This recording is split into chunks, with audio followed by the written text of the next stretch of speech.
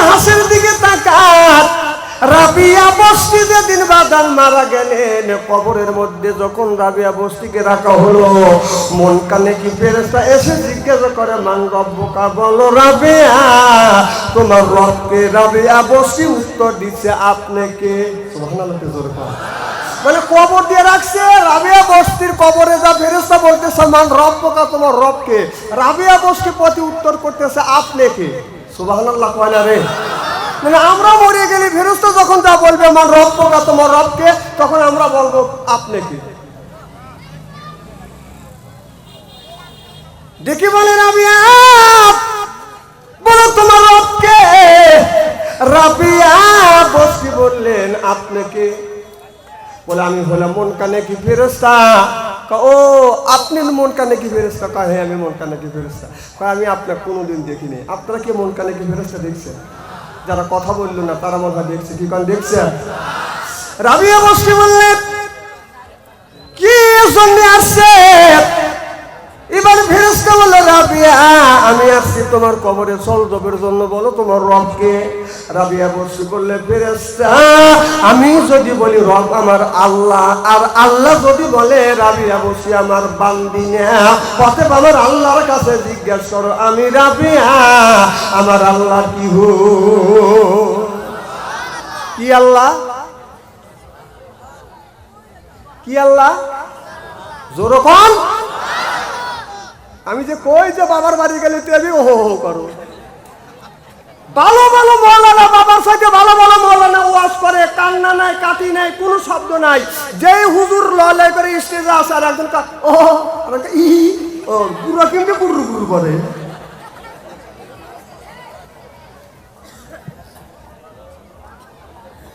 কি খারাপ লাগতেছে? সব কথা শুনে যান, জীবনে দাবাত দেন অথবা না দেন।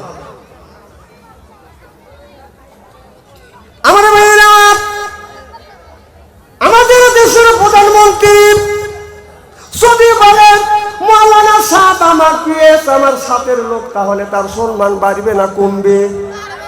আমার বন্ধুগণ, আমার ভাইরা, আমার রাবিয়া বস্তি বলতেছে, আমি যদি আর আপনার প্রধানমন্ত্রী যদি বলে আমি প্রধানমন্ত্রী পিএস, আর প্রধানমন্ত্রী যদি বলে আমি একে চিনি না, লাভ আছে?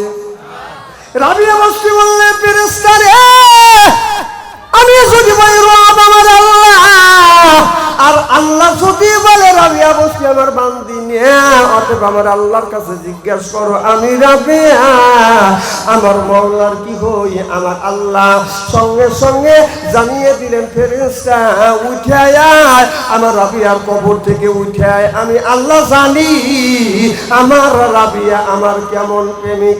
এ ফেরেশতা আমার রাবিয়া এই জমিনে আমি আল্লাহ আমাকে পাওয়ার জন্য সারা রাত জেগে জেগে রাবিয়া বস্তি নামাজ পড়ছে, আমি আল্লাহ আমার জিকির করছে, আমার নবীর উপরে দরুদ শরীফ পড়েছে। ফেরেশতা উঠে আয়, কবরের সওয়াব যদি তোমার নিতে হয়, আমি স্বয়ং আল্লাহ রাবিয়া বস্তির কবরের সওয়াব দিতে চাই।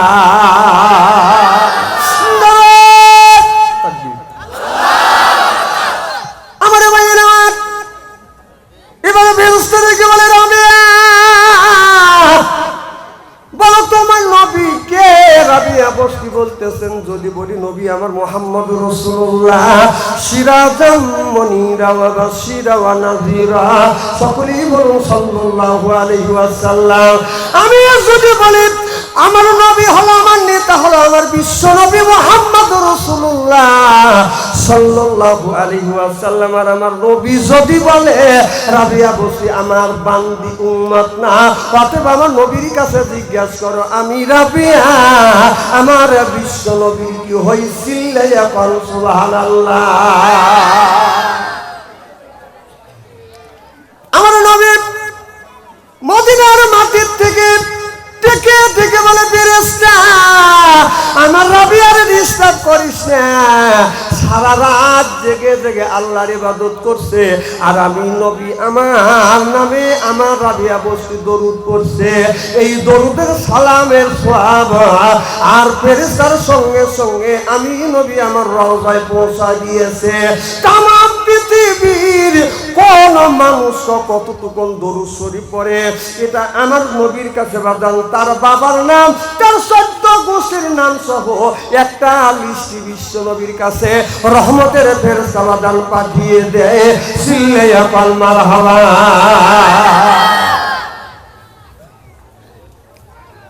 এ ফেরেশতা লক্ষ্য করে দেখো ফেরেশতা, আমার রাবিয়ারে ডিস্টার্ব করিস না। আমার রাবিয়া দুনিয়ার বুকে আমি নবী আমারে পাওয়ার জন্য কত কষ্ট করেছে। এই রাবিয়া সারাদিন হাড় ভাঙা পরিশ্রম করছে, আর রাত হলে রাবিয়া আল্লাহর ইবাদত করছে, তাহাজ্জুদ নামাজ পড়িয়ে প্রত্যেকদিন রাবিয়া আমার নবীর উপরে 1000 বার দরুদ শরীফ পড়িয়া আবার দরুদ পড়তে পড়তে ডান কাটে শুয়ে রাবিয়া বসে ঘুমিয়ে পড়ছে না। আল্লাহ নবী বললেন, রে ফেরেশতা ডিস্টার্ব করিস না, আমার রাবিয়া আমার কেমন প্রেমিক আমি নবী ভালো করে জানি। আমার রাবিয়ার কবরের সওগাত যদি নিতে চান, আমি নবী স্বয়ং মদিনার থেকে মদিনার জমিন থেকে আমি রাবিয়ার কবরের সওগাতের উত্তর দিতে চাই। জোরে জোরে বল সুবহানাল্লাহ।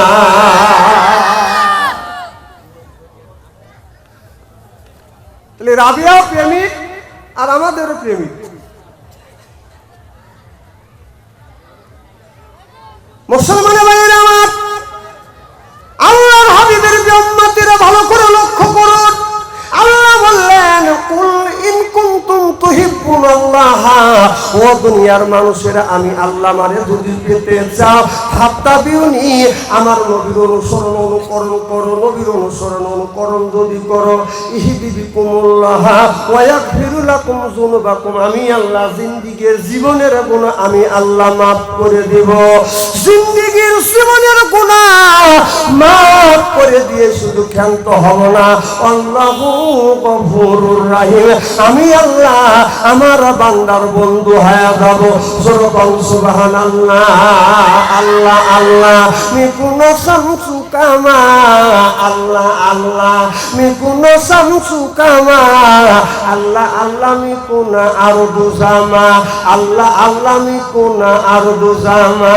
ও দুনিয়ার মানুষেরা, যদি আল্লাহকে যদি পেতে চাও, তাহলে রসুলকে যদি পেতে চাও, আমার আল্লাহ যা বলেছে নবীর অনুসরণ অনুকরণ করা লাগবে।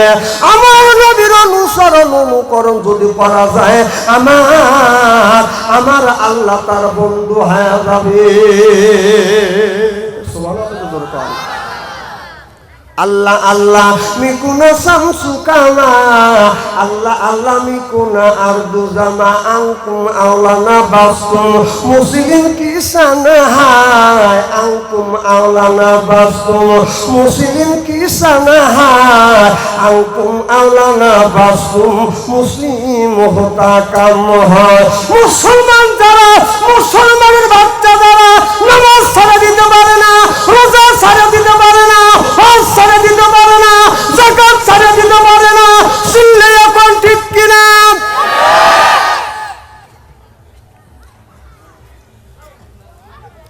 ওই ব্যক্তি মুসলমান যার হাত আর জবানের দ্বারা মানুষের বাদান কোনো ক্ষতি করে না, ওই ব্যক্তি হলো বাদান মুসলমান। আর ওই ব্যক্তি হলো মৌলবী, ওই ব্যক্তি হবে বাদান মৌলবী। তার জবান আর কাজ যেন বাদান সমান সমান হয়। মৌলবী হে মৌলবী হে মৌলবী, মৌলবী হে মৌলবী হে মৌলবী, দর্শে কোরআন দর হাকিকত পারবি। যে মৌলবীরা, যে মৌলানারা মানুষকে খুশি করবার জন্য বাজানো ওয়াজ করে, যেই মৌলানারা মানুষকে খুশি করবার জন্য বাজানো ওয়াজ করে, লোকবিতার জন্য যারা ওয়াজ করে, ওরা আলেম না, ওরা মৌলবী না, ওরা হলো মৌলবী নামে বাজানো কলঙ্ক। চিনলে এখন ঠিক কিনে?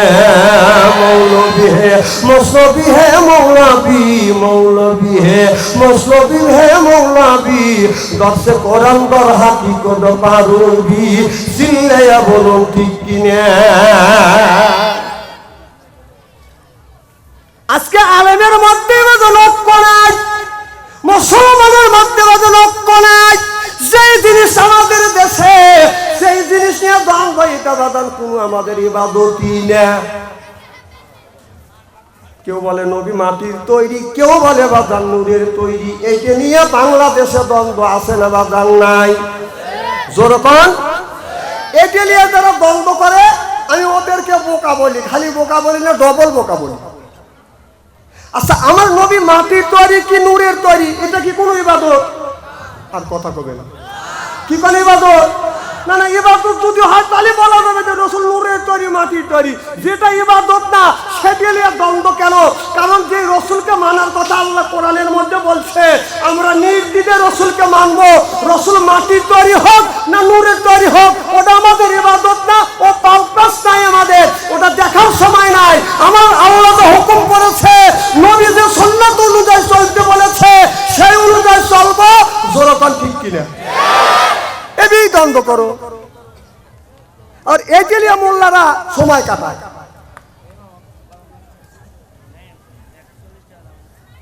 কেউ যদি বলে রাসূল নূরের তৈরি, ঈমান থাকবে না। রাসূল মানুষ, কিন্তু আমাদের মতো মানুষ নয়। সুবহানাল্লাহ জোরে কর, সে মহান মহামানব। আর সেটা দ্বন্দ্ব করে। মিলাদ পড়া কি? মিলাদ ওর রাসূলের জন্ম বৃত্তান্ত।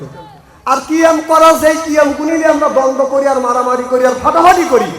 এইটা রাসূল সাল্লাল্লাহু আলাইহি সাল্লাম ওফাতের কম করে হলেও 500 থেকে 600 বছর পরে এগুলি আবিষ্কৃত হয়েছে, আর সেটা নিয়ে আপনারা দ্বন্দ্ব করেন।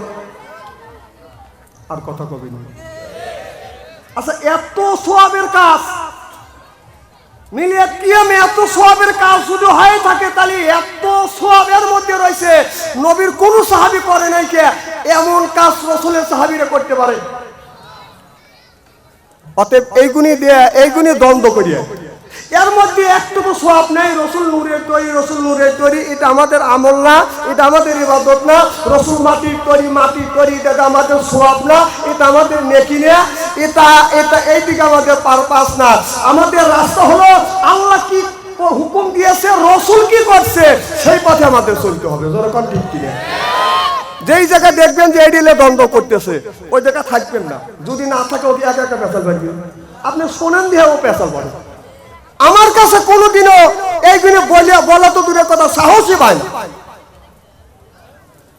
বাংলাদেশের এমন কোন জেলায় নাই যে গুণাগারকে আল্লাহ চিঠি দিয়ে সাহস পায় না, ও খায়া ভালা দেবো। প্রথম প্রশ্ন, ইবাদত কি? যদি ইবাদত হয় তাহলে কথা বলবো, আর যদি ইবাদত না হয় এগুলো সব তুইও সব আমার সামনে থেকে। কি খারাপ লাগতেছে? তাহলে কিছু লোক বড় বড় চোখ করে তাকাচ্ছি। আপনাদের বড় বড় চোখ দেখে টেবিলের নিচে মাথা দেওয়ার লোক ভাবছো আনসারি না। ও টেনশন করেন না, এটা জেল খাটা বেরো। কোরআনের জন্য, ইসলামের জন্য জেল খাচ্ছি, প্রয়োজন হলে আবার খাবো, প্রয়োজন হলে ফাঁসির মঞ্চ চড়বো, বাতিলের সাথে পোষায়।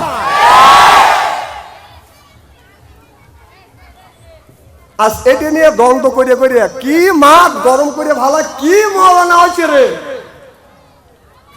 যারা প্রকৃতপক্ষে আলেম, এটা নিয়ে কোনোদিনও তর্ক বিতর্ক করতে চায় না, যেহেতু ওখানে ইবাদত না। যেরকম ঠিক কি আমার মুসলমান ভাইরা, আল্লাহর হাবিবের উম্মতেরা, ভালো করে লক্ষ্য করে শুনুন বাজান, আমলে নিয়তে বাজান শুনতে হবে। আল্লাহ কোরআন কারীমের মধ্যে 80 থেকে 82 জায়গা বলেন, ওয়াকিমুস সালাহ, নামাজ কায়েম করো, কত যাকাত আদায় করো, কুতিবা আলাইকুমুস সিয়াম, রমজান মাস আসে, রোজা রাখো, এ হুকুম কার? আল্লাহ বললেন আকিমুস সালাহ, নামাজ পড়ো। নামাজের কথা আল্লাহ 80 থেকে 82 জায়গা বললেন। নামাজের জন্য আমাদের দেশের ছেলেরা বাজান পাগল হয় না, ছেলের বাবা পাগল হয় না, মাও পাগল হয় না, পাগল হয় বাজান এই টাচ মোবাইলের জন্য। যখন ঠিক কিনে এই মোবাইলটা দেশ খাইছে, এই যে মোবাইল হাতে নিয়ে যুবকরা আল্লাহর ওলি হয়ে গেছে, তাই না?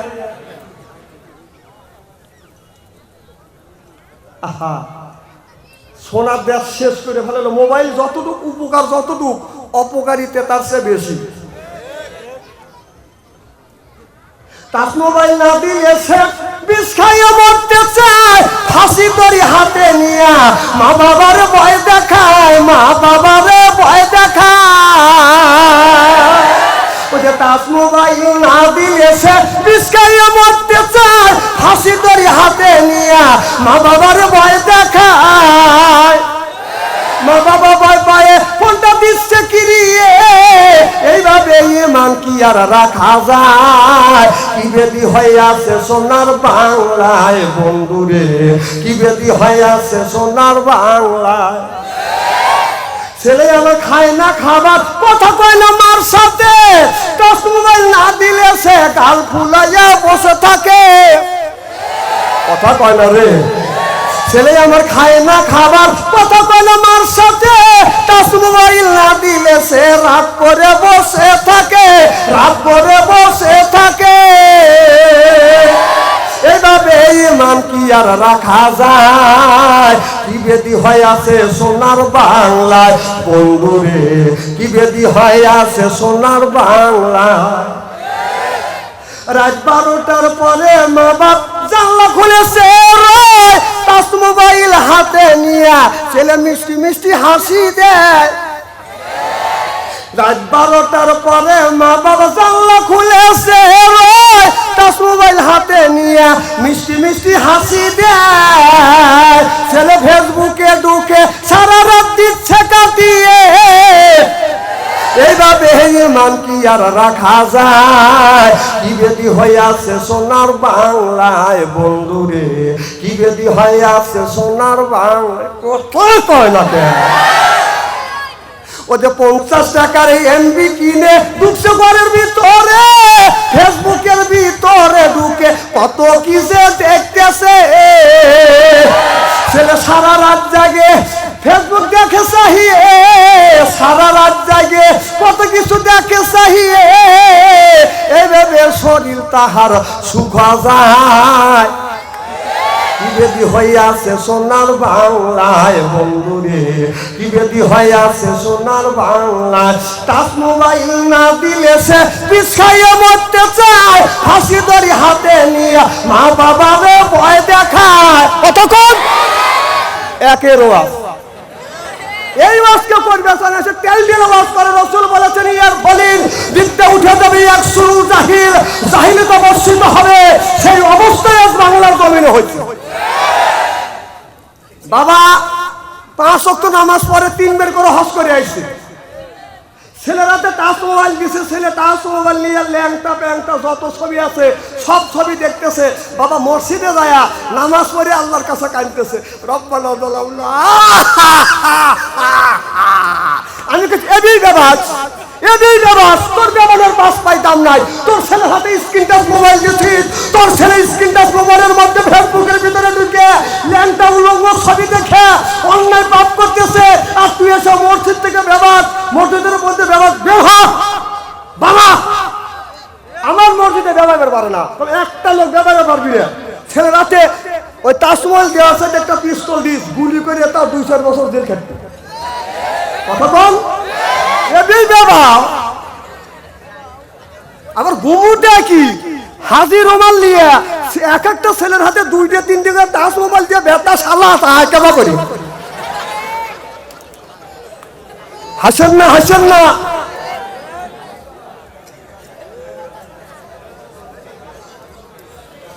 কি ভাই খারাপ লাগতেছে? আমি যদি এইভাবে ঘন্টাখানে আলোচনা করি, সনাতনে রাজি আছেন তো? হাত তুলে দেখান তো, দিকে রাগ করবেন কারা কারা? না না, আপনাদের মন মানসিকতা ভালো আছে, আমি অন্তর থেকে দোয়া করি আল্লাহ যেন জান্নাতে জানে কামল শিক্ষা দিয়ে জোরে কোন আমি। আমার কথা হলো যে তোমার ছেলের কাছে টাচ মোবাইল দাও, আমার কোনো দুঃখ নাই। ছেলের বয়স যখন 20 বছর 22 বছর হবে, প্রাপ্ত বয়স হবে, তখন তার হাতে তুমি টাচ মোবাইল দাও, আমার কোনো দুঃখ নেই। একটার কাছে 2 দিয়ে দাও। তোর ছেলের বয়স 10 বছর, মেয়ের বয়স হলো 12 বছর, তার হাতে টাচ মোবাইল দিয়ে কোন দিকে মসজিদে তুই বেবাদ? আর দেখাই ও হুজুরের ওয়াজ শোনা, তোর ওয়াজ শোনা দেবে। এই তিনি বাদ দেন। যুবকদের পায়ের নিচে হাত থেকে অনুরোধ করে বলবো, যুবক আজকে কে কত রকমের মৌলানা, মোবাইল দেখলেই দিশা পাওয়া যায়। যদি মোবাইল মানে আপনি যদি দেখতে যান, কিছু কিছু মৌলানার ইমামতি থাকবে না। কথা বল না কেন? আপনি যা দেখবেন তাড়াতাড়ি ওই দিয়ে আসছি। এই জন্য পায়ের নিচে হাত থেকে অনুরোধ করে বলতেছি, কোরআন শরীফ ছিয়া বলতেছি, এই মোবাইল মানুষকে যদি বেশি করে ইউজ করেন, খারাপ কিছু দেখেন, কোরআন শরীফ ছিয়া বলতেছি, এই মোবাইল জাহান্নামে নেওয়ার জন্য মোবাইলটাই যথেষ্ট। ভালো পথে দেখেন, অনেক ভালো ভালো জিনিস আছে, সেটা দেখা বাদ দিয়ে তোমার মোবাইল খুললি খালি মিয়া সালের ছবি আছে। কারণটা কি? এই দেখেন বড় বড় চুপ করে টাকা আছে, টাকা লাভ নাই জীবনে। এই ব্রাহ্মণ গ্রাম আসিবার না আসে, কিন্তু হক কথা আজকে বলে যাবো, ইস্তেরি করে দিয়ে যাবো।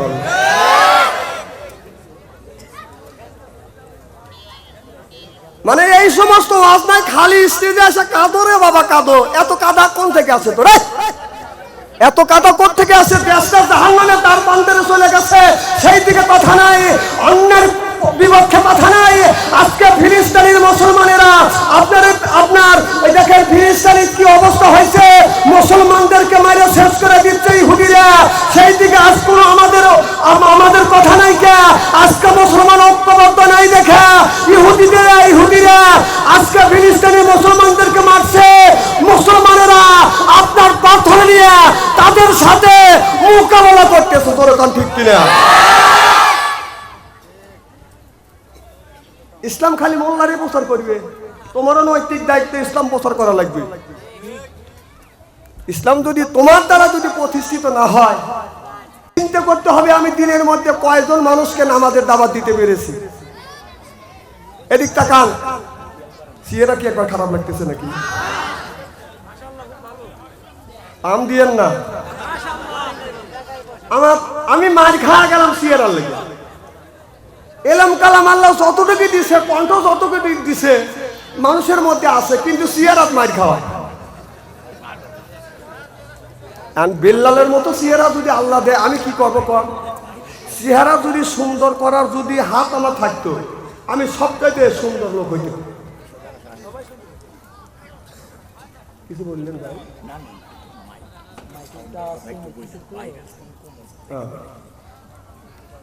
কি শোনা যাচ্ছে না ভাই পিছন থেকে? পিছনে ভাই শোনা যাচ্ছে তো ইনশাল্লাহ? আলহামদুলিল্লাহ। জিকির করুন লা ইলাহা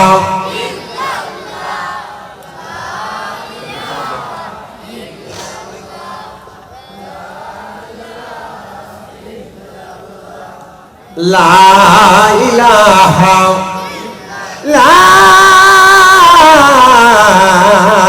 ইলাহা ইল্লাল্লাহু মুহাম্মাদুর রাসূলুল্লাহ সাল্লাল্লাহু আলাইহি ওয়াসাল্লাম। আমার মুসলমান ভাইরা, আল্লাহ নামাজের কথা কোরআনের মধ্যে ৮০ থেকে ৮২ জায়গা বললেন, ওয়াকিমুস সালাত, নামাজ কায়েম করো, ওয়াতু যাকাত, যাকাত আদায় করো, আর নামাজটাকে কায়েম করো। এই নামাজের দাওয়াত প্রত্যেকটা মানুষের কাছে বাদান পৌঁছা দেওয়া লাগবে।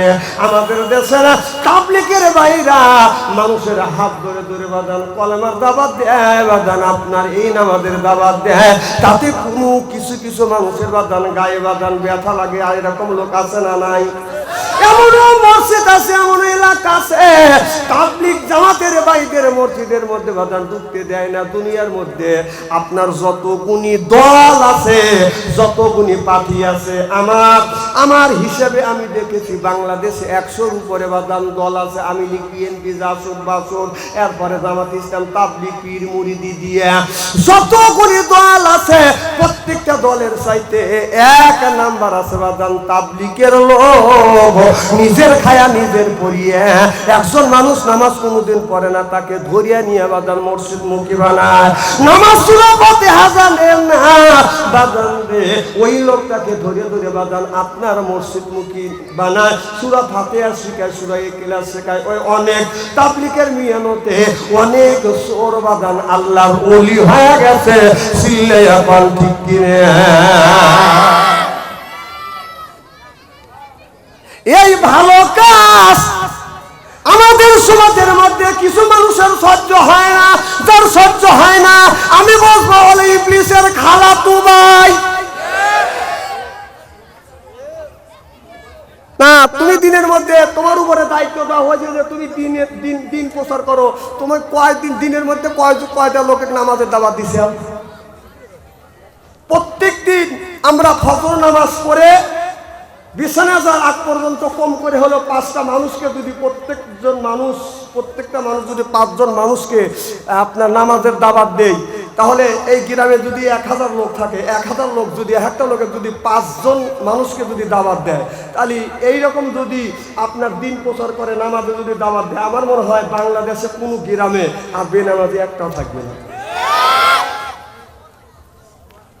কম করে হলেও প্রত্যেক দিন 2 জন মানুষকে আমরা দিনের দাওয়াত দেবো, নামাজের দাওয়াত দেবো। কারা কারা দাওয়াত দেবেন একটু হাত তুলে দেখান তো দেখি। হাত টান করেন। আল্লাহ তুমি আমাদের হাতটা কবুল করো, কারণ আমিন। কি কারণ ঠিক আছে তো? তাহলে আমরা প্রত্যেকটা মানুষ প্রত্যেক দিন ফজর নামাজ পড়িয়া ইশার আগ পর্যন্ত আমরা নামাজের দাওয়াত, প্রত্যেকটা মানুষ 2 জনকে নামাজের দাওয়াত দেবো। এরকম একদিন দিলেন 2 জনকে, এরপরে কিছুদিন করার পরে 1 মাস করার পরে এরপরে আর একটা লোক করে বাড়া দেন যায়, আমি আজকে দিন 2 জনকে দাওয়াত দিছি, আজকে থেকে 3 জন মানুষকে নামাজের দাওয়াত দেবো। কেমন ঠিক করবেন? আর সুদের কথা যদি কইলাম নি খাবলা খাইলেন। আরে সুদ খাওয়া বারবার নিষেধ করা হয়েছে। লাতাকুলু, সুদ খাওয়া দূরের কথা, তার ধারের কাছে যায় না। সুদ খায় খাবলা। আচ্ছা, সুদের টাকা দিয়ে যদি গরুর গোস্ত কিনে নিয়ে রান্না করে বিবি যদি গুঁড়ো করে দেয়, সেই গোস্ত যদি খায় কি রকম লাগবে?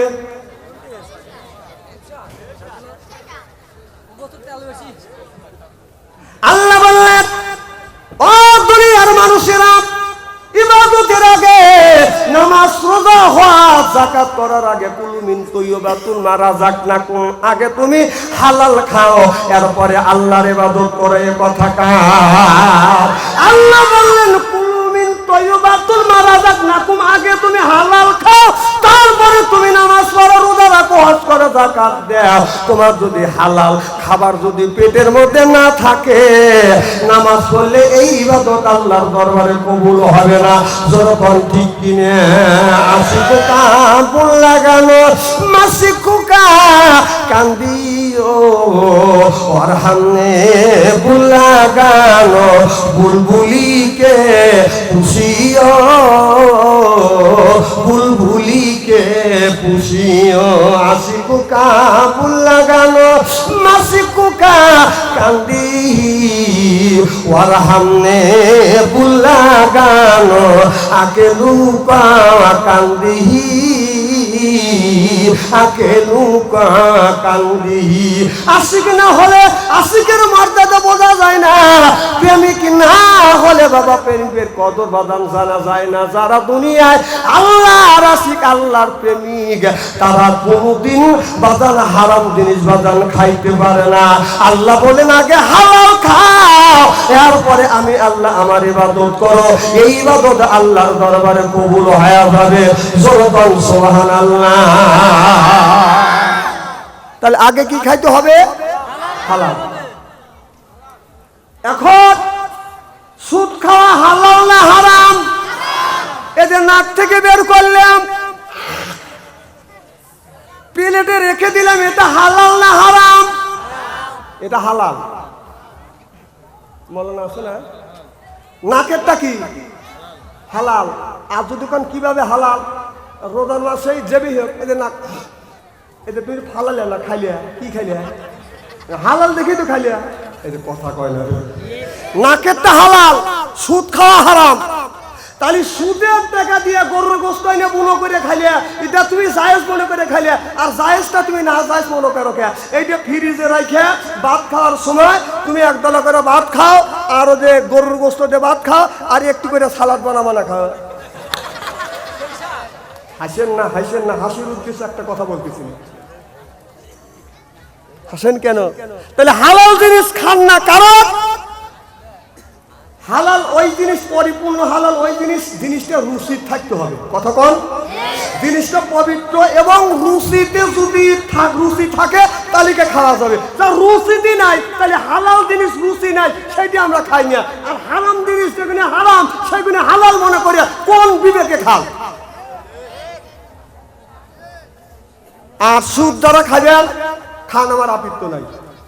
আর একটা সাথে খায়, অনেক বাড়ির বাথরুম 50 বছর ধরে দিছে, একটা ফ্রিজ দিয়ে ডুবোলে ওইটা খায় না, ওটার ওটা স্বাদ কেউ কম না। এখন আর কেউ কথা কবি নি, সুদ খাওয়া বাদ দেওয়া যাবে ইনশাল্লাহ। কথা কয় না, কি কোন যাবে? আমার মুসলমান ভাইয়েরা, আল্লাহর হাবিবের উম্মতেরা ভালো করে লক্ষ্য করে শুনুন। আল্লাহ বললেন ইন্নাল্লাযিনা আমানু, ইন্নামানে নিশ্চয়ই আল্লাযিনা যারা ঈমান আনবে ওই আল্লাহর উপরে, ওয়া আমিলুস সলিহাত, আর যারা নেক কাজ করবে, 1 নাম্বার ঈমান, আর 2 নাম্বার যারা নেক কাজ করবে, আল্লাহ বলেন কান্নাত লাহুম জান্নাতুল ফিরদাউস নুজুলা। আল্লাহ বললেন 1 নাম্বার নেক কাজ, আর 1 নাম্বার ঈমান আনা লাগবে। 2 নাম্বার নেক কাজ যদি করে, ওই মানুষটা যখন জান্নাতে যাবে 70,000 হুর আসবে, রিসিপশন করে জান্নাতে নিয়ে যাবে। আমার ভাইরা, নামাজ পড়া লাগবে, নামাজ যেমন ফরজ, নারীদেরকে পর্দা করাও ফরজ। কথা কন না কেন? আল্লাহ নামাজ যেমন ফরজ করে দিয়েছে, রমজান মাসে রোজা রাখা ফরজ করে দিয়েছে, অমনি নারীদেরকে পর্দা করা বাদান ফরজ করে দিয়েছে। আজকে আমাদের দেশের নারীদের বাদান কোনো পর্দা নাই, চিল্লাই এখন ঠিক কিনে, এটা বড় কলি কারবার। সমরি সমরি হিয়ার কথা বুঝেন না আমার ভাইরা? মায়ারা সব হইছে পুরুষ, হাতে লাই না চুরি, গলায় তাহার নাই ব্লাউজ, পড়তে চায় না শাড়ি। এরকম মহিলা আছে না নাই? এটা বড় কলি কারবার। এই সুন্দি সুন্দি হেয়ার মাথায় বাবদি, ও দাদু এখন করি কোন মেয়ারা সব হইছে পুরুষ, হাতে লাই না চুরি, গায়ে তাহার নাই ব্লাউজ, পড়তে চায় না শাড়ি। কথা কয় না, টাইট বোরখা লাগাইয়া সাইনবোর্ড দিচ্ছে উল্টাইয়া, টাইট বোরখা লাগাইয়া সাইনবোর্ড দিচ্ছে উল্টাইয়া।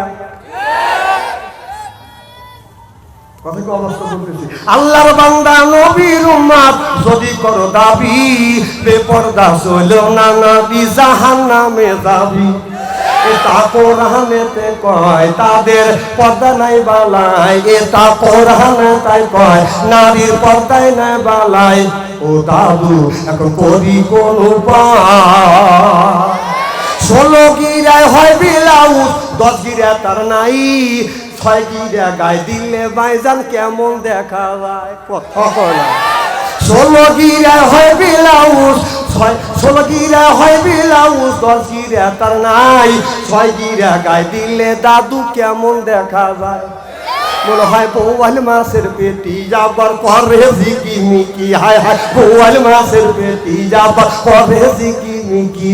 ও দাদু এখন করি কি উপায়? আজকে এই অবস্থা হয়ে গেছে, ইয়ার ভলিন বিদ্যা উঠে যাবে, চাইলে তো কলবের ময়লা পরিষ্কার হয়। সুবহানাল্লাহ। বেশি বেশি করে জিকির করবে। জিকির করা ফরজ, জিকির করা কি ফরজ। সুবহানাল্লাহ জোরে কর। এটা বেশি বেশি করে জিকির করবেন, আল্লাহর জিকির বেশি বেশি করে করবেন, স্মরণ করবেন। জিকির করে যদি আপনার জিহ্বাটা তরুতাজা রাখতে পারেন, কবরের মধ্যেও যদি ফেরেশতা এসে জিজ্ঞেস করে মান রব্বুকা, আমার দিনকা, আমার নবীকা, তোমার রবকে, তোমার ধর্মকে, প্রত্যেকটা মানুষের এই 3টা প্রশ্নের সম্মুখীন হতে হবে। জোরে কর ঠিক কিনা? আমার ভাইয়েরা, মানুষ যখন মারা যাবে, হাদিস শরীফের মধ্যে আমরা দেখেছি মানুষ যখন বাদান মারা যাবে, আপনার 40 কদম দূরে আসার পর সাথে সাথে মন কানে কি ফেরেশতা কবরের মধ্যে যা বলবে মান রব্বুকা, আমার দিনুকা, আমার নবীকা, বলো তোমার রবকে, তোমার ধর্মকে, তোমার নেতাকে। ওই দিন যদি সোয়ালের সব সঠিকভাবে দিতে পারি, কবরটা হয়ে যাবে বাদান জান্নাতে। তুকতো সিল্লাইয়া কোন সুবহানাল্লাহ।